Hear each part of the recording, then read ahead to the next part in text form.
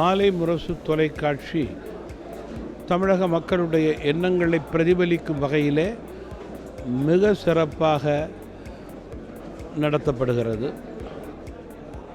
9 ஆண்டுகள் முடிந்து 10ஆம் ஆண்டிலே அடியெடுத்து வைக்கும் மாலை முரசு தொலைக்காட்சிக்கு தமிழ் மாநில காங்கிரஸ் கட்சியின் சார்பிலே வாழ்த்துக்கள்.